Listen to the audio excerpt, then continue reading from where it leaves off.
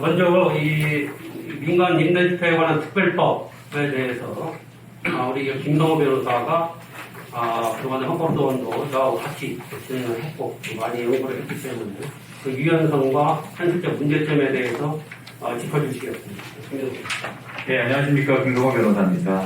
오늘은 개정 민간임대주택에 관한 특별법, 줄여서 개정 민특법이라고 얘기하겠습니다. 그거에 대한 유연성에 대해서 좀 논하고, 현 시점에서 현 정책 그리고 현 정부에서의 임대사업자의 지위와 향후 역할에 대해서 토론을 나중에 했으면 좋겠습니다. 그럼 발표 들어가겠습니다. 우리 민간임대주택에 관한 특별법은 원래 임대주택법이라는 법으로 진행되어 있었고 1994년부터 진행됐었습니다. 그리고 박근혜 정부 때 2015년도 12월 달에 민간임대주택에 관한 특별법을 줄여서 민특법이라고 하겠습니다. 이 부분이 정해지면서 임대사업자를 정책적으로 육성한다고 했었고 2017년도 5월 10일 이후에 지금 문재인 정부가 임대사업자를 포괄적으로 육성하겠다고 해서 그때 김현미 장관이 임대사업자로 등록을 하셔라. 안 그러면은 2020년도 되면은 다주택자로 등록을 시키겠다. 이렇게 보건까지 해서 다주택자이신 분들이 부랴부랴 임대사업자로 등록을 하셨고 그런데 2020년도가 되면서 집값이 폭등, 특히 주택에서도 아파트가 그것도 수도권을 위시한 여러 광역시 쪽 아파트, 특정 지역의 아파트가 폭등을 하면서 이 모든 비판과 비난의 소리를 임대사업자들한테 몰리게 만들었습니다. 그런 프레임에 있어서 우리는 적폐 세력이라고 했고 그 결과로서 2020년 8월 18일 날 민간임대주택에 관한 특별법이 개정이 되면서 아파트는 더 이상 등록이 안 돼 있고 그리고 아파트는 8년이 지나면 더 이상 임대사업자로 운영이 안 돼 있고 단기 민간 임대사업자 같은 경우는 더 이상 등록이 연장이 안 되는 그런 결과를 낳았습니다. 민간 임대주택에 관한 특별법을 보신다고 하면은 단 한 줄도 과세 혜택에 대한 게 없습니다. 보시면 알겠지만 뭐 안 지키면 과태료, 뭐 안 지키면은 벌금, 뭐 안 지키면은 등록 말소라고 되어 있습니다.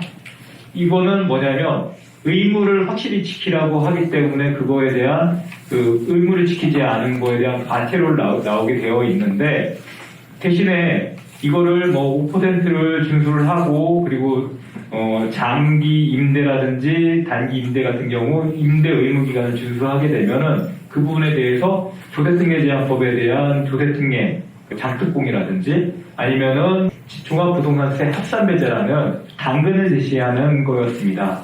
그런데 이게 뭐냐면 개정 민특법이 되면서 더 이상 이 등록이 안 되게 되어 있고 세법 같은 경우도 더 이상 적용이 안 되니까 당연히 받아야 될 것도 못 받게 되는 그런 상황이 돼버린 겁니다. 그런 부분에 있어서 우리는 2020년도 10월 달에 2087명이 헌법소원을 제기했었고 이성현 대표 변호사님이 말씀해 주셨던 것처럼 헌재에서 홀딩 중이에요.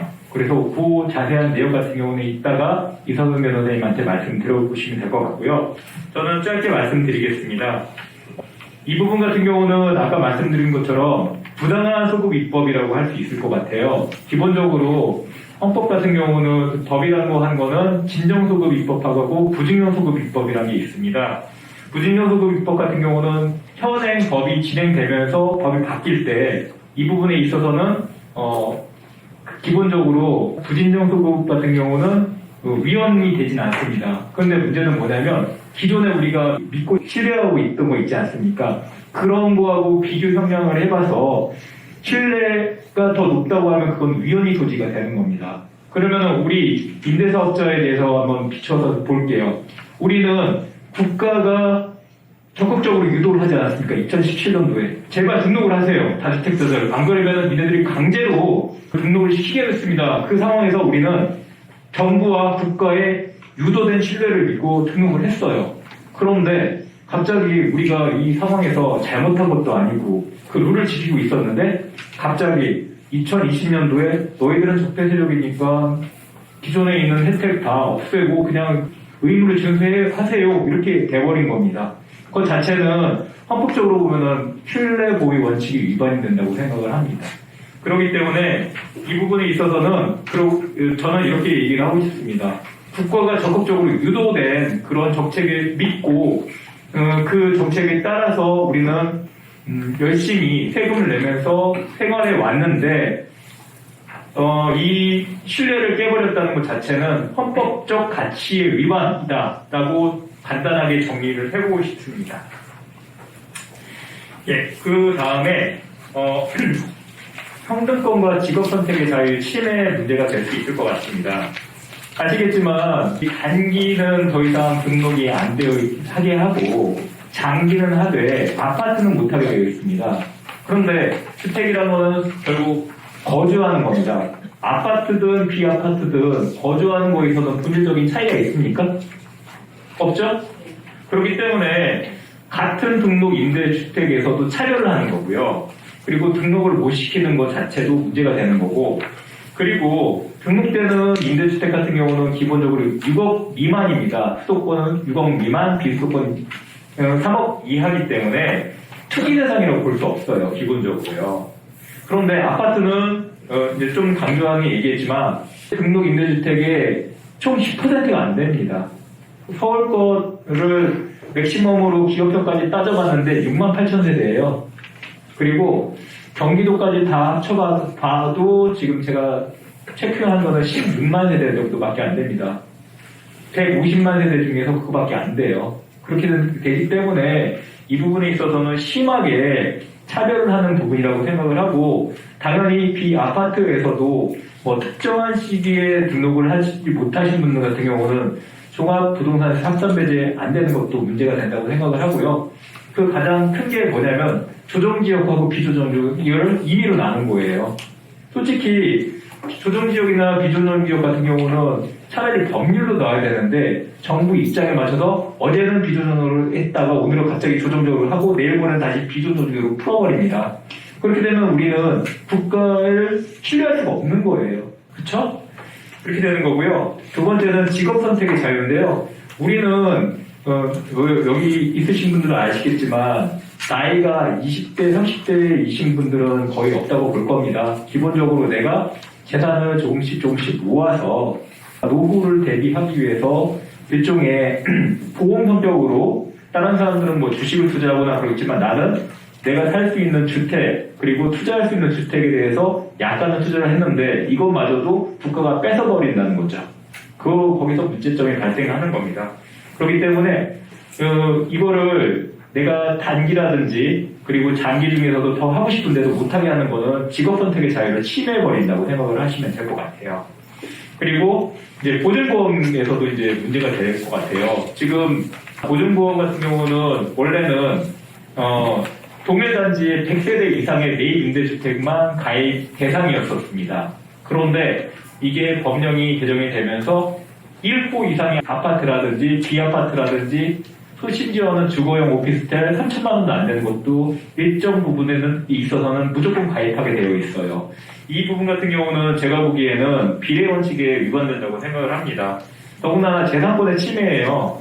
뭐냐면은 임차인 같은 경우는 임대차 보증을 못 받는 리스크가 있다고 하는데 현실적으로 임대차 보호법에 따라서 등기가 없는 경우에도 주택에 인도하고 그리고 주민등록을 마친 경우에는 대항력과 우선변제권이 생길 수 있습니다. 확정면제까지 받으면요.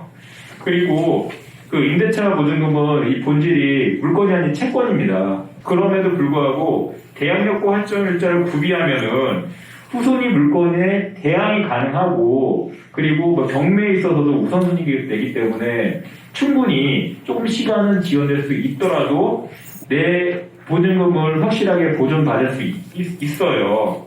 그런데 지금 신규 등록한 사람은 좀 예외로 두더라도 기존에 있는 사람들은 내가 등록을 하면서 나는 보증보험을 왜 가입해야 돼? 그거에 대한 부수적인 비용이 발생되기 때문에 전국적으로는 그 비용들이 임차인들한테 전가가 됩니다. 그러면은 사회경제적으로 그게 효용이 좋을까요? 제가 보기에는 보증보험으로 해서 득 보는 거는 보증보험에서밖에 없습니다. 그렇죠? 그리고 현실적으로 임대사업자들 같은 경우 자기 자본 에코티 100%를 투자해서 투자하시는 분들은 없습니다. 대출을 써요. 대출을 끼는데 대출하고 이 임대차 보증금의 비율이 안 맞으면은 아예 허그라든지 서울보증보험에서 가입이 안 됩니다. 가입이 안 되면은 임대사업자부터 영위를 못하게 돼요. 결국은 직업자유의 침해가 될 수도 있습니다. 우리 임대인협회에서는 그 임대보증보험 비율, 가입 비율을 아예 높여버리든지 해서 아예 법령을 무력화시키는 방법도 지금 고민을 해보고 있습니다. 참고로 알아두시면 될 것 같아요. 그리고 마지막으로 이제 부기등기를 하셔야 되잖아요. 부기등기 같은 경우는 올해 12월 9일까지 하셔야 돼요. 안 그러면은 이것도 500만 원 이하의 과태료가 나옵니다. 그런데 부기등기 같은 경우도 기본적으로 표준임대차 계약서를 쓰시잖아요. 그렇기 때문에 그 계약을 하기 전에도 이게 등록임대주택이라는 걸 알 수도 있고요. 그리고 이 비용 같은 경우도 이게 뭐 하나 하는데 15,000원 정도, 12,000원 정도 든다고 하는데 차라리 국가에서 직권으로 등록주택 임의를 부기등기해주는 걸 해보는 게 어떨까 생각이 듭니다. 참고로 이 법안은 국민의힘에서 법안이 돼서 2020년 5월달에 통과가 된 겁니다. 그래서 이거는 민주당이 아닌 국민의힘에서 결재를 해지해야 될 문제예요. 그래서 저는 이제 간단하게 정리해서 이렇습니다. 민특법, 그러니까 2020년 8월 18일 이전으로 가는 게 가장 베스트입니다. 근데 만약에 그거로 회기를 못한다고 하면은 최소한 임대사업을 할 수 있었던 기대 연한이 최소한 10년 정도는 보장을 해주고, 그리고 그 10년 동안에 기존에 등록되어 있는 임대사업자들을 갖던 권리 같은 경우는 침해를 해서는 안 된다고 생각을 합니다. 그렇게 해야지 우리가 더 임대사업을 할지 안 할지 결정을 할 수 있는 거고, 그 기대 시간 동안에 그 기존에 살고 있던 임차인들도 보호해줄 수 있다고 생각을 합니다. 예, 감사합니다. 김성호 변호사님 수고하셨습니다. 이 민특법이 지금 어떻게 보면은 정부가 권력이 국민을 가지고 좀 속도 말하면 우롱하는 그런 법이에요. 이렇게 하라 해놓고 나중에 열심히 따랐었는데 따르는 걸 보고 나중에 뭐 집값도 오르고 뭐니까 이거 안 되겠거든. 뭐 희생양이나 뭘 차지하는데 찾다 보니까 다시 또 우리 그 임대주택 사업자들한테 칼을 들이댄 거예요. 저는 그래요. 이런 법을 물론 이 정권이 다른 정권에서 열심히 하라 뭐 이렇게 적극적으로 추천해서 한 걸 새로운 정권이 들어와서 이렇게 했다면 또 이해가 갑니다. 정권에서 초기에 그렇게 해놓고 거기에 따랐던 우리 국민들을 그런 식으로 농단한다는 것은 저는 있을 수 없어요. 그게 이제 헌법적으로 볼 때 등록 말소 제도를 그런 식으로 일방적으로 자기들 폐지하고 뭐 변경시키는 것. 그러니까 결국 실리버 원칙이라는 헌법 원칙이 되고, 그로 인해서 재산권 침해되고, 직업의 자유가 침해되고, 평등권도 침해되고, 행복충까지 다 침해된 거예요. 그래서 우리는 그걸 다투는 것이고, 지금 가장 문제가 된 게 이제 등록 말소제와 으로 인해서 모든 게 생겼기 때문에 그 유예 조항에 대해서 김성호 변호사께서 자세히 설명을 했기 때문에 이따가는 이제 그 현실적인 문제점 그걸 중심으로 토론 시간에 다시 한번 짚어보겠습니다.